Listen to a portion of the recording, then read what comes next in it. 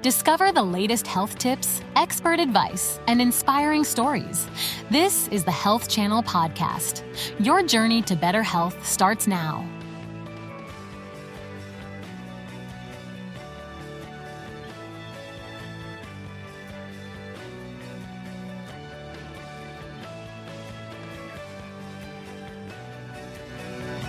Hi, today we're going to talk about gut health. Did you know that you have a second brain and it's located in your gut? Yeah, your gut. Can you believe it? Well, I know it's hard to believe, but it's true.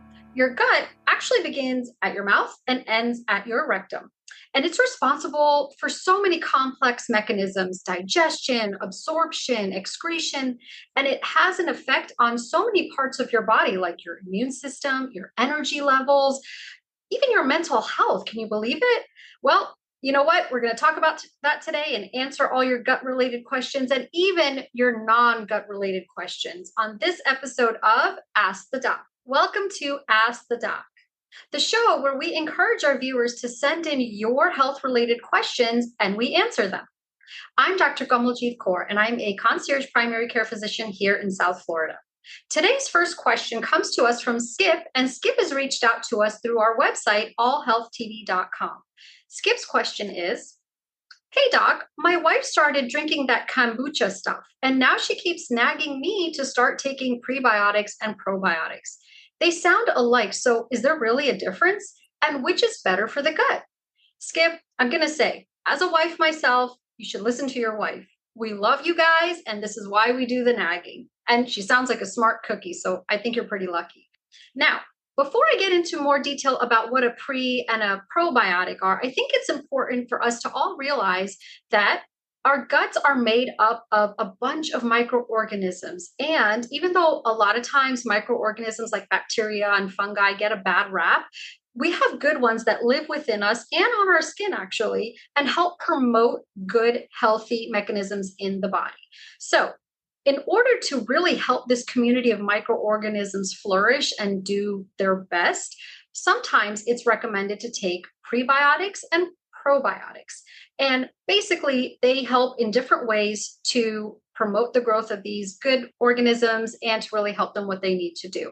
So, as far as prebiotics go, these are generally foods that are complex carbohydrates and high in fiber, and they are fuel for the little critters inside, honestly. And with those foods, your body is going to absorb the nutrients in them and then help the microorganisms that are beneficial grow in your gut. So, what are probiotics? Well, probiotics are the actual live microorganisms. And these, like I said, they do work differently, but you can't have one without the other. Just like a car needs fuel and, your body needs food for fuel, the microorganisms also need fuel to grow and to do what they need to do.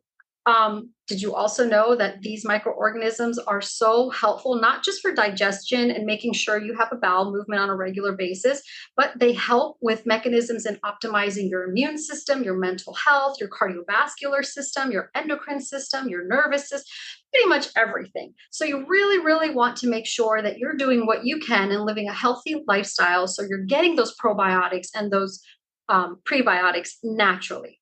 Now, how do you do this? Eat healthy, plant-based foods, exercise regularly, sleep adequately, minimize your stress levels. Basically, try to be as healthy as possible. So let's go to our next question now. And this one comes to us from YouTube, and this is from Davina. Davina asks, "Hi, Dr. K. My husband, Andy, is currently on antibiotics. So my sister calls and says he should be eating yogurt while he's on the antibiotics. And he's not a big fan of yogurt, so I'm wondering why he needs it." Davina, that's a wonderful question. And your sister is absolutely right. Now, while it may not be necessary to just have yogurt, the theory behind this is for him to have some kind of probiotics while he's taking antibiotics. Now, most of us are familiar with antibiotics, right? You have an infection and it's usually caused by a bad bacteria. So the doctor gives you antibiotics to help fight it off and help kill those bad bacteria. And what happens, and this is unintentional, of course, but when you're taking an antibiotic, not only are you getting rid of the bad bacteria, but you're also getting rid of the good bacteria on your body and in your gut. And that can lead to some unwanted side effects, as some of us have probably experienced, like diarrhea, abdominal cramps, or nausea, and just not feeling great when you're on an antibiotic, even though you think this is getting rid of my infection, right? You're supposed to be feeling better. So that's kind of the unintended consequence of antibiotics. Now, we recommend that while patients are on antibiotics, they also take probiotic. And that could be in the form of yogurt with live cultures. It could be through kefir, fermented foods like sauerkraut or kimchi. There's a whole variety of them, but I'm going to be honest with you personally, yogurt is probably the easiest one to down. When you're not feeling well, you really don't feel like eating much, right? So some of those other foods might be too much for your palate. So yogurt is kind of benign. And when you are taking any form of probiotic with an antibiotic, we recommend taking it maybe about an hour or two, ideally 2 hours after or before taking your antibiotic, because you don't want them to kind of cancel each other out, right? So you got to be mindful of that. All right, let's see. We have another question here, and this one comes to us through our website again. I hope you guys had a chance to go on the website, allhealthtv.com. There's a lot of great information on there, and you can also send us your questions through there. This one comes to us from Monica Lynn. And, it looks like we're going to change lanes here a little bit. Monica Lynn asks us, Dr. Kaur, my little sister Angie was recently diagnosed with borderline personality disorder. What is it and what causes it?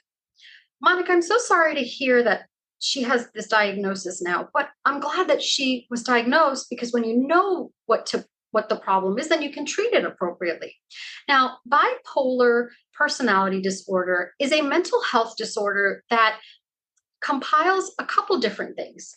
It can be characterized by someone who's having instability in their interpersonal relationships, someone who's having instability sometimes with their own relationship with themselves and their self-image. Their emotions could be a little volatile as well. Their behavior might be impulsive in certain situations or in a lot of situations. But overall, the set of symptoms starts to really limit the person's day-to-day routine and their life in general. And that's when it starts to cause significant impairment, and we define it as bipolar personality disorder. Though research has not yet defined any one single cause of this disorder, we are familiar with several different factors that may contribute to its development. Now, here are some possible causes of borderline personality disorder. The first one I'm going to go over is the genetic causes. Bipolar personality disorder does have a tendency to run in families, so it can be inherited. The next factor is problems or dysfunction in your brain chemicals.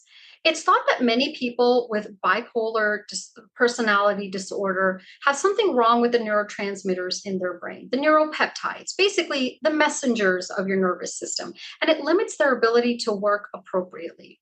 The next factor is problems with brain development overall. Now, MRI scans have revealed that in many people with bipolar personality disorder, 3 parts of the brain were either small or didn't have much activity or unusual levels of activity. One of the centers, and the first one I want to mention, is the amygdala. Now, this is the emotional center of your brain. The next one is the hippocampus, which is a center of your brain that is mostly responsible for cognitive and rational functioning and thinking. Then the third one is the orbitofrontal cortex. Now, this part of your brain is quite complex, and it's responsible for a wide variety of functions. The next one I want to talk about, the next risk factor, is environmental factors.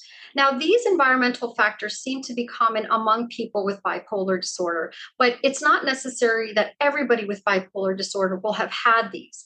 These can include emotional, physical, or sexual trauma or abuse in childhood or at a previous stage in life. Long-term fear or distress as a child can also be a risk factor. So as you can see, it's multifactorial, the disease, but I'm very glad she got diagnosed, and I really hope she gets the care that she needs. Okay, we're back on track. And this Instagram question comes to us from Conchita. Conchita's question is, Dr. Kaur, can you help me, please? My doctor told me that my gut microbiome was compromised. Then he used some big words to try and explain what gut microbiome is. He lost me at gut. Can you tell me what it is and how I can fix it? I would love to. Conchita, this is a really great question, and I'd be happy to explain what the gut microbiome is a little bit more in detail. But back to your question, what is the gut microbiome? So think of it as a community of microorganisms. And the community is made up of bacteria, of fungi, and of different little critters that work in harmony to really optimize your health systems. Now, one of the most impactful roles of the gut microbiome is in maintaining your immune system. These good organisms can help by eliminating and fighting off the bad ones. And when this function is inhibited, you'll see somebody who has recurrent infections or recurrent dysfunction of their immune system. Now, a whole host of infections can be caused by this. And if you remember, one of the previous videos did mention urinary tract and yeast infections, and that's very true as well. Now, just like infections, the immune system also has its hand in other functioning in our body, right? But then you also have the cardiovascular system, the endocrine system. All of these work in conjunction with our gut microbiome to keep us healthy. When your gut microbiome is off, not only is your immune system affected, but you can also be at risk for diabetes, for obesity, for heart conditions, asthma, and for mental health conditions as well. And, even skin issues like eczema and acne can result from a dysfunctional gut microbiome. This is why it's so important that your gut microbiome is appropriately supported. And you can do this by eating things like nutritious foods, foods that are mostly plant-based, exercising regularly, sleeping, reducing your stress, all of those good things. So your gut microbiome is pretty important. And we're giving more focus to it in the medical society because now we're realizing how important it is. All right, friends, it looks like we finally have a Facebook question, and it's from Butch. Butch asks, "Hi, Dr. Kaur. I've been feeling a little out of sorts lately. Migraines, upset stomach, and problems sleeping. My girlfriend Lexi, who's studying to be a nutritionist, thinks my gut is out of whack. What are some of the common signs of an unhealthy gut?" Butch, you just rattled off 3 of them yourself. Those are very much signs of an unhealthy gut. Migraines, upset stomach, sleeping issues.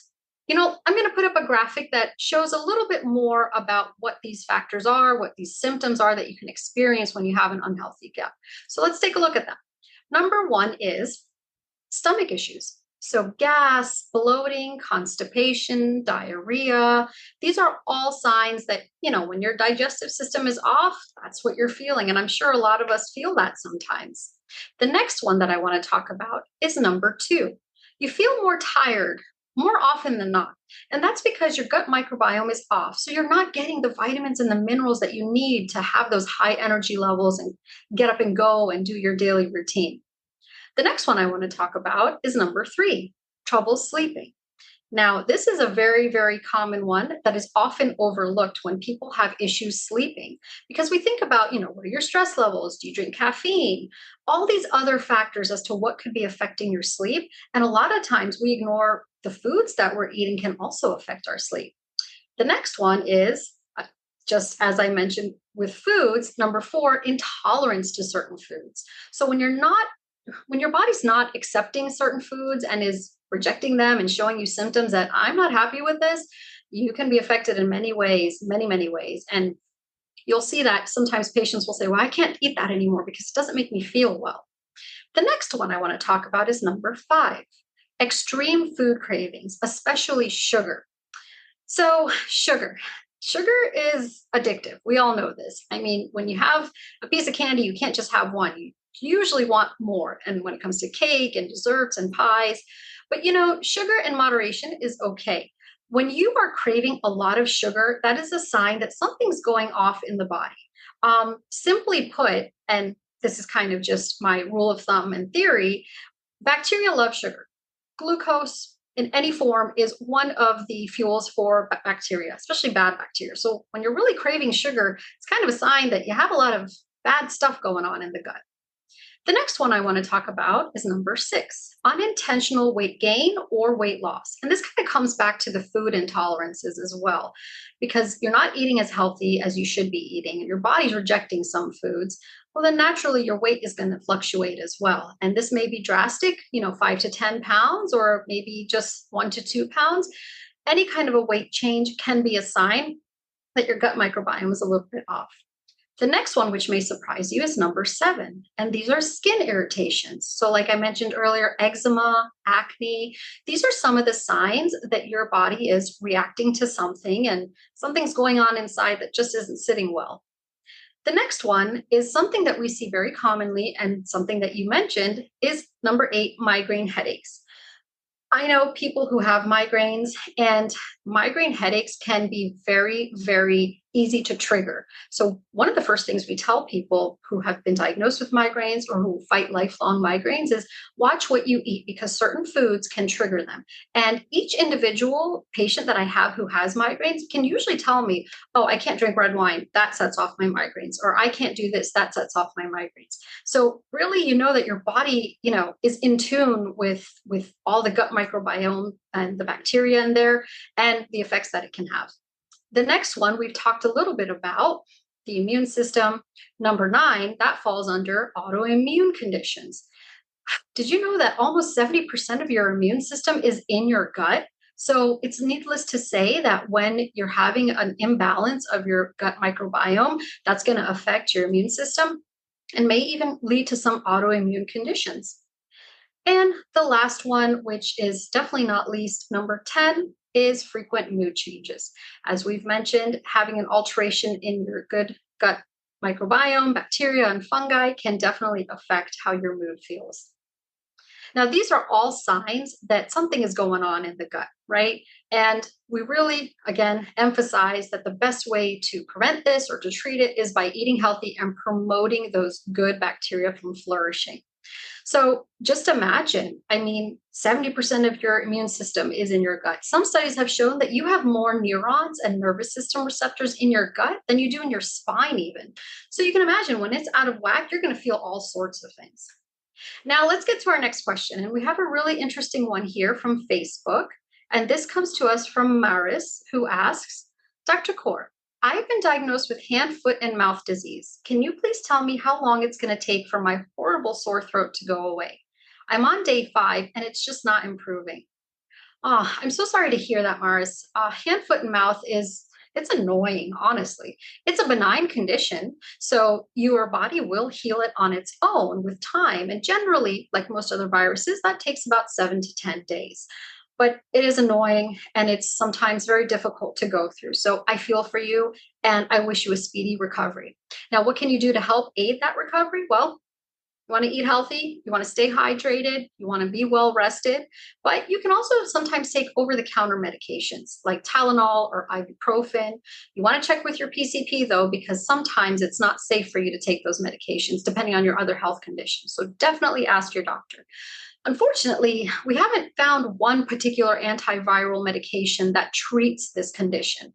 But luckily, like I said earlier, it is benign and most of the time, a healthy body can fight it off on its own. It's just annoying. I'm so sorry. We've got another question from our website, allhealthtv.com. Like I said earlier, I hope you guys are checking out the website. It's got a lot of great information. This question comes to us from Kalista.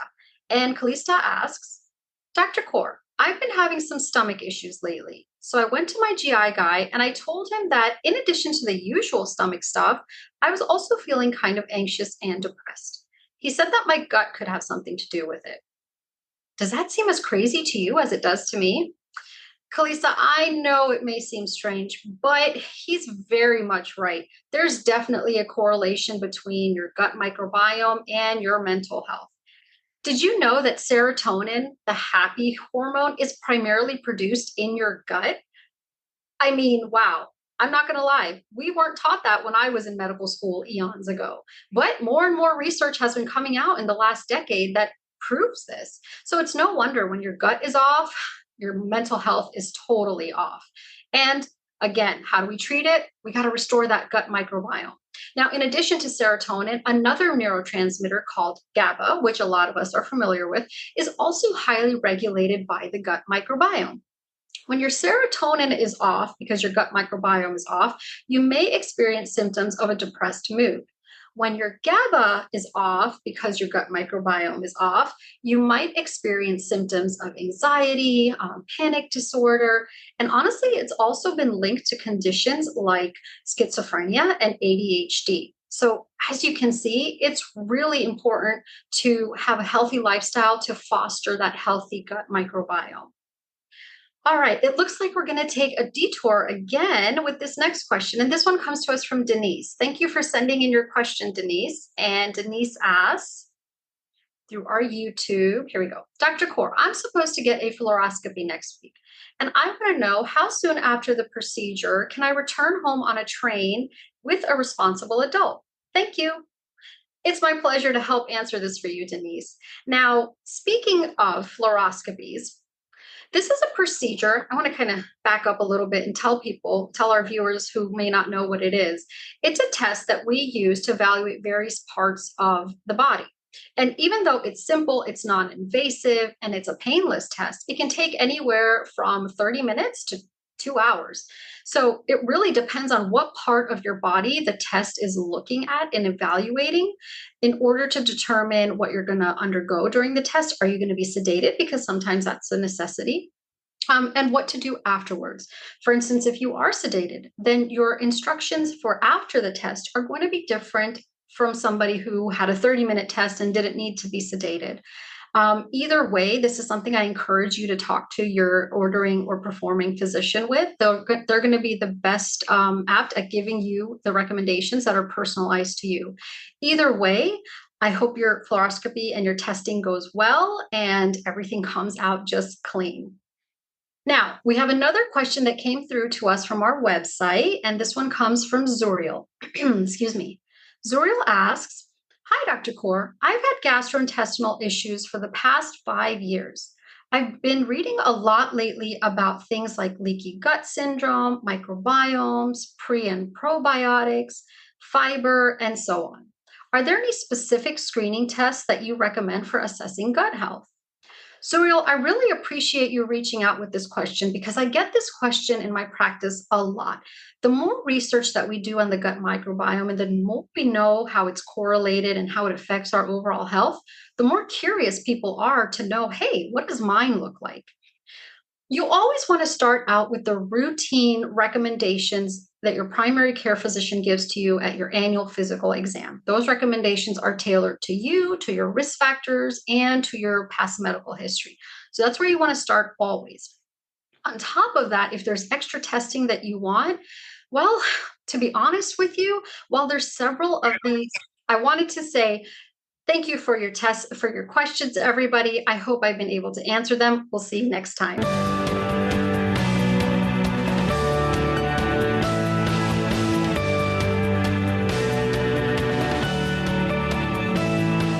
Thank you for listening to the Health Channel podcast. We hope this information has been useful. However, please remember that only your doctor can advise you about what is best for you. Do not start, modify, or suspend treatment based on anything you have heard on this podcast. Please join us again soon.